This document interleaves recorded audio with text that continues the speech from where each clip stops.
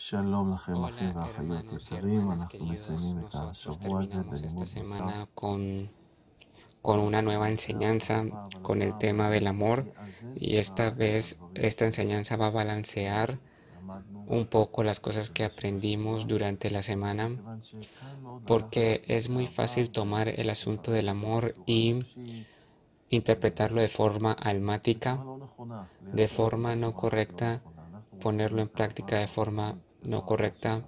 Queremos el amor espiritual, no el amor de carne, del alma solamente. ¿Y a qué me refiero? La palabra de Dios nos enseña de que el amor tiene que ver con educación y esto empieza desde la casa. Por ejemplo, en Proverbios 13:24 dice, el que detiene el castigo de su hijo aborrece.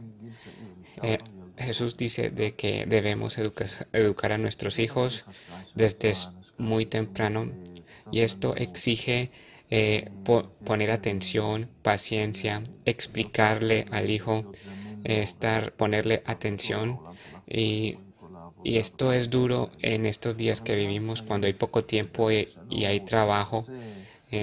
O cuando el niño hace ver terquedad, eh, debemos sancionarlos o castigarlos porque la idea es transmitirle el mensaje de que si ellos caminan en terquedad y falta de disciplina, no cuando ellos se equivocan o cuando un niño pequeño se equivoca no saben no saben lo que hacen, no se castiga por estas cosas, pero cuando hay pecado y rebeldía en descubierto, allí es necesario enseñar al niño de que hay resultados negativos para que cuando él crezca no vaya a empezar a conducir una motocicleta sin licencia de conducir y pueda encontrarse a sí mismo en un accidente de tránsito y morir, o no va a jugar con el arma en el ejército porque ya se le ha dicho desde pequeño de que las cosas que no se deben hacer no se hacen, y no va a matar por equivocación a un compañero como ya nos ha ocurrido en el ejército. Esto empieza desde la niñez, entonces, mas el que lo ama desde temprano lo corrige. Está escrito en Hebreos 12:6.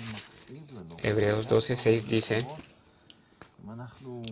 porque el Señor al que ama disciplina y azota a todo el que recibe por hijo. Dios puede permitir de que ocurran cosas en nuestra vida que nos pueden doler, pero Él no es que se divierta de, de disciplinarnos, sino de que lo que busca es que se rompan barreras en nuestras vidas que nos impiden avanzar. Nosotros también vemos otro ejemplo de Pablo en 1 Corintios de 1 al 5. Esa persona que se acostó con la mujer de su padre, al parecer era su madrastra, y Pablo dice de que debe ser entregado a Satanás para la perdición de la carne, a fin de que el espíritu sea salvo. Este castigo extremo de entregar al hombre a Satanás fue destinado para traer a ese hombre al arrepentimiento, para que sea salvo en el día del Señor, que no se vaya a la perdición con la terquedad y la rebelión. Al final, esto lleva al infierno. Como en Mateo 18 está escrito de que si tu hermano que peca contra ti, habla con él, y si no te escucha, pues toma 2 o 3 testigos, y si no, pues llévalo hasta la iglesia. Y esto viene del amor por aquel pecador. Tal vez venga arrepentimiento cuando vea el fruto de sus actos, y si hay que sacarlo de la congregación, es amor para la congregación, porque manzana podrida puede contagiar y podrir a las que están al lado. Está escrito también de que cuídense de que no brote entre ustedes raíz de amargura, como Esaú, que despreció su primogenitura y que también pueda contagiar a otros. Tenemos estos ejemplos y otros que nos muestran de que a veces el amor viene en expresión cuando ponemos límites y cuando educamos y tal vez hacemos doler por medio de esta disciplina. Jesús es el ejemplo del amor. Recuerdan que Él es la cabeza de la columna y el que perfecciona la fe. Jesús abandonó su sitio en el cielo, sacrificó todo y bajó y nació como bebé entre los animales y llegó hasta la cruz, hasta la muerte y toda la humillación y todo el dolor y todo esto para salvarnos. Y no hay amor más grande que el amor de Jesús que se sacrificó por nosotros. Y todavía nosotros vemos este Jesús en el templo tirando las mesas a todo este comercio que habían hecho allí y los llamó cueva de ladrones. Y Jesús se enojó, utilizó un látigo, expulsó a todos los cambistas y volteó sus mesas. Esto también es amor. El amor de Dios tal vez también obra de esta forma. Es necesario voltear mesas, pero como nosotros sabemos qué hacer y cuándo, para esto necesitamos al Espíritu Santo. Es muy peligroso si empezamos a obrar bajo nuestra alma, nuestra carne o dentro de un enojo de nuestra carne. Allí fácilmente podemos pecar y hacer cosas que no deberíamos hacer, pero primero que todo necesitamos al Espíritu Santo porque Él es nuestro Maestro que nos lleva a poner en práctica de forma correcta la palabra de Dios. Necesitamos al Espíritu Santo para la discernición de espíritus y no caer bajo la influencia de espíritus malos y no someternos a espíritus malos, sino tener la discernimiento. A veces Satanás se presenta como ángel de luz. Si nosotros nos pensamos en la mujer de adivina que alababa a Pablo, el discípulo, que decía de que este es el hombre que viene a dirigirnos por el camino correcto, pero era un espíritu que hablaba por medio de ella y Pablo reprendió a ese espíritu y lo expulsó. Necesitamos discernimiento. A veces es duro porque incluso Pablo le tomó días para llevar a cabo esta actividad hasta que él entendió en el Espíritu Santo de qué se trataba. Entonces, cuando sabemos cómo aplicar y cuándo, una de las cosas que nos pueden ayudar es saber cómo examinar obras que se hacen contra la palabra de Dios, y allí es necesario debemos ser más agudos y estar firmes y luchar por la palabra, porque una falsa enseñanza tiene la capacidad de hacer equivocar a muchos, y porque si me hacen una ofensa a mí, pues yo perdono y allí para todo, pero cuando alguien se levanta con una falsa enseñanza, puede hacer equivocar a muchos.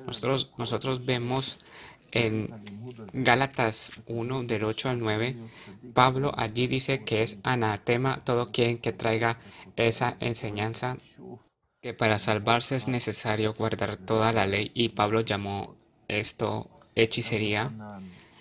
Hay otros ejemplos como Juan, el apóstol del amor, o Pedro, todos se levantaron contra la falsa enseñanza, los falsos profetas, y fueron extremos. Juan, que era el discípulo del amor, dijo de que incluso no lo inviten a casa quien viene a traerles una enseñanza que no es correcta, que es falsa. Hay que discernir entre lo que es una falsa enseñanza o otro pecado distinto. Nosotros vemos en Lucas 12:48, dice así: porque a todo aquel a quien se haya dado mucho, mucho se le demandará, y al que mucho se le haya confiado, más se le pedirá. Yo espero de un creyente que apenas vino a la fe, menos de aquel que ya ha pasado por el camino, que ya ha recorrido más camino. Yo voy a sufrir y tendré paciencia por los adolescentes y los jóvenes en la fe. Puede que sean maduros en edad, pero jóvenes en la fe. A ellos es necesario tenerles más paciencia, pero, pero a otro que enseña ya y, y yo espero de una persona así de que ha recorrido el camino más. Vemos esto en Hebreos 5 del 11 al 14. El que escribe esta carta está frustrado del 11 al 14 de que por mucho tiempo que llevan como creyentes deberían ser maestros, y si es necesario ser maestros y no bebés, que es necesario que se les alimenten con leche. Por ejemplo, hay otras reglas: quién está, quién es mi autoridad y cuáles son mis límites, y muchas cosas más que nos van a ayudar a entender la disciplina. Pero yo quiero decir de que el amor no solo es abrazar, sino también a veces decir cosas fuertes y causar dolor, conforme si mi corazón, el motivo de mi corazón es ayudar a otro, conforme yo sea un padre que ama a sus hijos, que no solamente quiere castigarlos, sino que también con mucha paciencia y explicación y amor, pero también disciplina cuando es necesario. Así de que está allí el lugar para esa disciplina, para poner límites, porque el que detiene el castigo a su hijo lo aborrece. Entonces necesitamos ser balanceados, y así no vamos a abrazar a un falso profeta y soportar ese pecado que Dios desprecia.